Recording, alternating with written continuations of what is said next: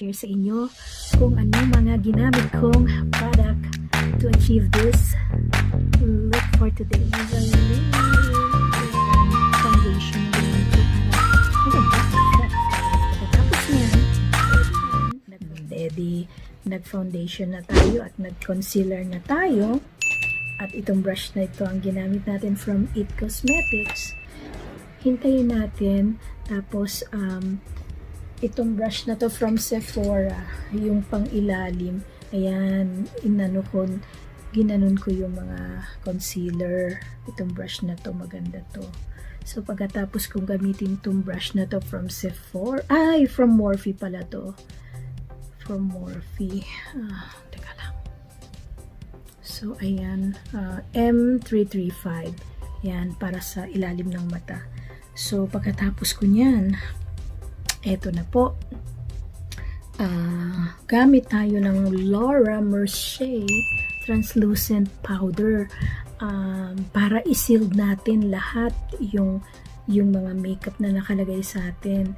Translucent meaning loose setting powder ito para siya kumapit ng matibay na matibay. So, hindi ako pwedeng mawawala nito. Hindi pwede. Kakabit ng buhay ko yun. So, pwedeng gumamit ng ganitong brush. This is from Sephora Pro Contour. So, ito yung ginamit ko para sa ilalim ng mata. Tapos, itong Laura Mercier. Pagkatapos, nalagay na natin yan.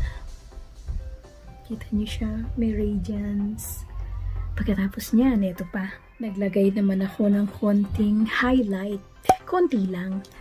Ayan, kita niyo yung parang kumikinang-kinang siyang ganun.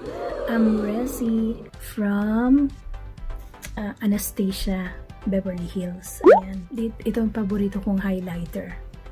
Hindi pwedeng wala ako nito. So, nakabili siguro ako nito mga 4. Ayan siya. Kita niyo kumikinang-kinang. Kaya, very flawless ang dating natin.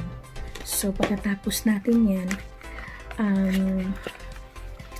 ito naman from Charlotte Tilbury na para siyang powder. Itong powder na to, nilagay ko, kumuha ko ng ganitong klaseng brush. Ayan. Ayan. This is from Morphe. Kuhang konti. Tapos, ayan. Ayan. Para kuminis. Para maging mas maganda ang dating from Charlotte Tilbury. Oh my gosh. To die for. Galing. Ang ganda ng product. Kahit mahal siya. Siguro, kung kukwentahin natin yung mga pinagbibili kong yan at nilagay ko dito sa mukha ko, mahigit siguro $800. Oh, no! Yung mga, kung iisa-isahin mong lahat yan na bibilin mo. Hindi ko naman to binili ng isang pikit, bili ko dahan-dahan binibili ko isa-isa. Mapapagalitan tayo ng pulis. Alam niyo naman, may pulis sa ilalim ng tulay. Ayaw yung pag bumimili ko, alam niya, makeup is mahal masyado. At ang ginamit kong lipstick, this is from Ofra, my favorite Miami Fever. Miami long-lasting liquid lipstick from Ofra. Yan, itong paborito ko. Yan, Miami Fever ang pangalan. Merong isang friend ng aking anak na si Faith. Lagi niyan tanong mo sa mami mo kung ano yung lipstick niya. So, bumili din siya. Hi, Wax Pangan! Best friend yan ng aking anak. So, ito yung Miami Fever na ginamit ko. Pagkatapos, guys, meron ako i-share sa inyo. Okay, tapusin muna natin to. Ngayon, syempre natapos na tayo ng everything. Mamaya na yun sa mata kasi iba yan. So, yung ginamit ko sa mata is yung Wayne Goss. In-order ko yan. Bagong labas niyang eyeshadow for mature skin. Sobrang ganda, guys. Nung una, parang isusoli ko sana kasi ang mahal. Yung Wayne Goss at saka 3 pencil niya is almost $100. Pero siguro hindi ko nasusoli kasi okay naman, maganda naman, simple lang. Yung pang everyday. So, ito na, all-nighter. Sobrang paborito ko to. Para hindi tayo maghuhulas. Para setting spray ito. Ayan guys, shake. Tapos, there you go. So, ito siya, all-nighter.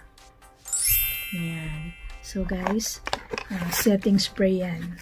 Gusto ko siya, matibay siya, maaasahan siya. So, ngayon, pupunta na tayo sa mata. Pagdating sa mata guys, itong P. Louise, nilagay ko muna to as a primer sa aking mata. Konti lang, less is more. Tapos tap. Tapos lagyan mo ng konting parang powder. Any kind of powder like translucent powder or eyeshadow powder. Itong puting to. Yan. Para kakapit dyan ang makeup, ang eyeshadow. So, ngayon, ito ay from Beautylish. In-order ko to from Beautylish. Ito ay ang Wayne Goss. Yan. So, guys, ito na siya. Tinanggal ko na sa box. Ito kasi yung ginamit ko ngayon. This is Wayne Goss. Tingnan nyo, ang ganda niya, very elegant, silver yung box niya, tapos sa loob ay ito yung sorry, teka ha, ang daming nagmamark yung kamay pagka lagi mong ginagamit, pero ito siya guys, so tingnan nyo, ang ganda, very very elegant, from Wayne Goss. Isa siyang makeup artist from UK. Napakagaling niya. So, ito, naglabas siya ng bagong eyeshadow palette. Binubuksan ko. Hindi ko kayang buksan. Teka lang ha, kasi bago pa siya.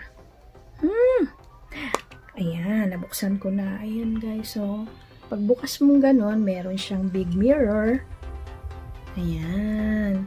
Tapos, ito yung mga ginamit ko sa aking mata.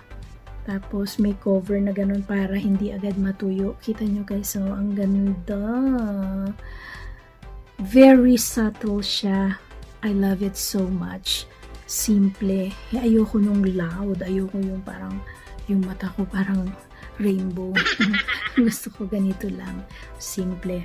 This one, and may, pag binili mo tong set, ang pangalan nito ay The Luxury Eye Palette Imperial Topaz from Wayne Goss. Ayan, madali siyang anuhin, madali siyang tandaan, at yung kulay niya very pang everyday look. Tapos guys, ang kasama nito sa set ay this 3 pencil. Itong pencil na to, yan yung ginamit kong pang line ng aking mata. Ayan siya guys. Ayan, nag-eye frame tayo para ma-emphasize yung ating yung eyes. So, ayan, may 3 eye kohl pencil. Ito ay, buksan natin ito. Ito, sabi, the Essential Eye Kohl Pencil from Wayne Goss, Precious Opal. Ito yung ginamit ko ngayon. Tina. Ayan siya. Sobrang ganda guys. Pagkatapos, 3 ito eh. Ito naman yung second. Hindi ko pa natetesting pero for sure magandang maganda ito. So, ito namang isa from Wayne Goss pa din. Ay, from Wayne Goss, Obsidian, the Essential Eye Kohl Pencil. Tingnan natin ang kulay. Ooh, yan naman siya. Ito medyo may pagka brownish. Ito may pagka super black. Ito, Obsidians. Ayan. Pagkatapos niyan, meron pang isa na kohl pencil. Ay, gusto ko ang mga pencils kasi madali siyang gamitin. Ito namang isang ito ay Rich Hazel. Medyo dark brown. Ayan. Para siyang itim din, pero iba ang tawag sa kanya, Witch Hazel. Para siyang black na naghahalong brown, parang ganon.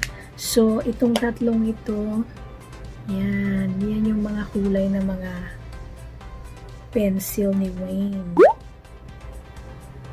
Tingnan nyo guys, so ang ganda, diba? Wow! So, lahat ng yan. Tapos, ang ginamit ko pala sa mascara, yung mascara sa aking mata, ay from Chanel. Yan, from Chanel. Anong pangalan nito? Chanel 10 Le Volume de Chanel.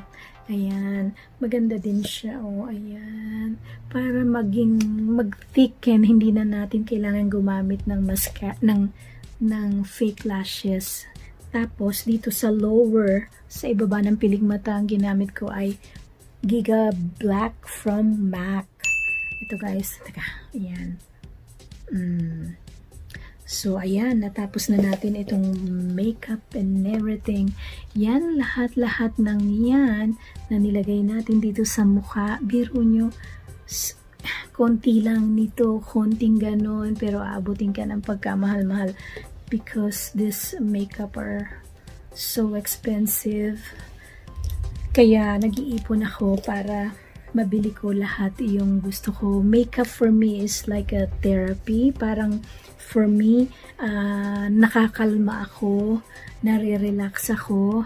Ito yung aking parang meditation in life. Kaya kahit na nagpapahinga din ako, hindi naman linggo-linggo, pero minsan hindi ko maiwasan pag may nakita ako online, bibiling ko agad yun. Kaya nagagalit sa akin si Papa. Ano ba yan? Sabi niya, Diyos ko, isang kayamanang pagkamamahal niya. Mga beauty product mo yan, makeup and everything.